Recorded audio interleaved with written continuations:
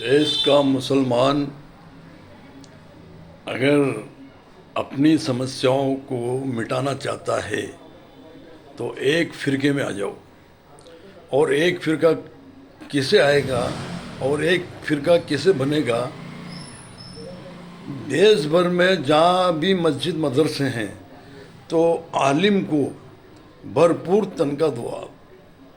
कम से कम 20,000 से 30,000 35,000 तक हर माह उनको पैसा दो। और जो हाफिज कुरान है, जो इमामत करते हैं, उनको भी आप इतनी भरपूर तनख्वाह दो। फ़िरके ख़त्म हो जाएंगे, ये एक फ़िरके के बन जाएंगे।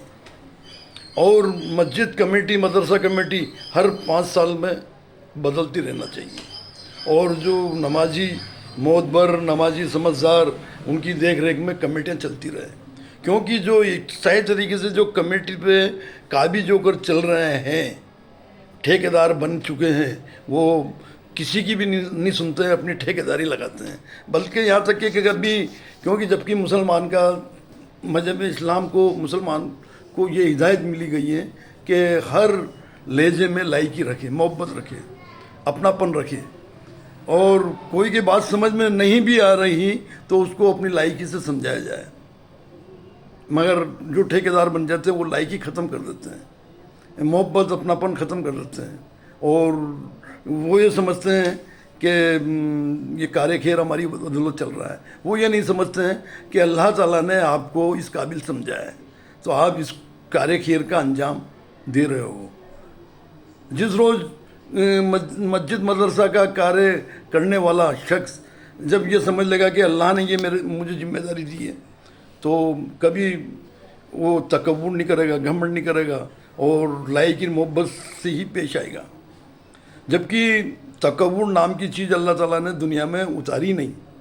अल्लाह ने कहा है कि अगर तकब्बुर नाजिल करता तो वो तकब्बुर हाफिज कुरान यानी इमाम साहब को नाजिल होता। मगर वो इमाम साहब को भी नाजिल नहीं किया, तकब्बुर नहीं दिया। कहीं ऐसा नहीं इमाम साहब को घमंड हो जाए, तकब्बुर हो जाए। तो कहने का मेरा मतलब ये है कि जो फ़िरका अगर बनाना चाहते हो तो एक तो ये जो रोड पे तकरीरें होती हैं, कव्वालियाँ होती हैं, ये बंद कर दो। सिर्फ मस्जिद के अंदर जिक्र इलाही हो, अल्लाह का जिक्र हो, अल्लाह के रसूल का जिक्र हो, और बाकी को सब बंद कर दो आप। एक फ़िरका हो जाएगा।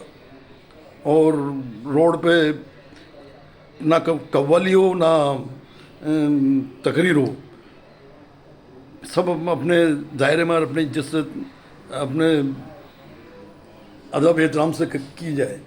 तो ये हमारे लिए आगे चल के बहुत फ़ायदे वाली बात है। वरना क्या है कि दिन पे दिन समय ख़राब आता जा रहा है। क्योंकि जो पिछला वक्त था वो तो गुजर चुका, अब आगे इससे भी हो सकता है ख़राब वक्त है। तो इसलिए अभी से ही हम हमारा आपस का फ़िरका मिटाकर चलें, एक फ़िरके में रहें और लायकी मोहब्बत से, अपनेपन से अपना कार्य खैर करें।